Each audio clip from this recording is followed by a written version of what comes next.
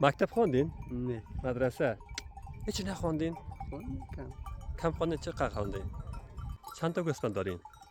40 تا هست. 40 تا؟ کلش از خودتان است؟ یه بچه کوپا هم هست. خب چند سال میشه که چوپانی میکنین؟ شوفانی 2 سال میشه. 2 سال میشه؟ آه. 2 سال پیش کجا بودین؟ تو خانه بودی.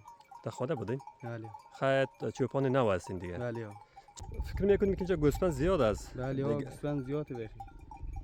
گوسفند خیلی جایی نمیشه اینجا. جا نمیشه؟ آه. دیگه لفچرا دیگه چیز داری اون طرف زیاد است.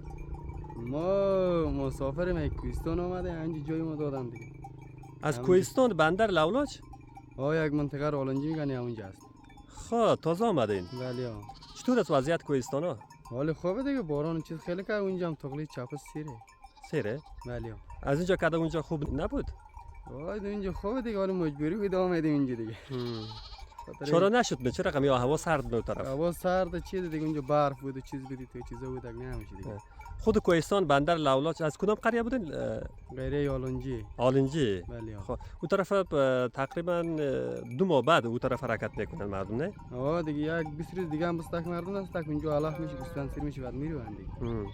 حالا تصمیم دارین شما چه وقت حرکت بکنین طرف کوهستان؟ ما یک در روز دیگه هم میستیکیم بعد بخیر میره.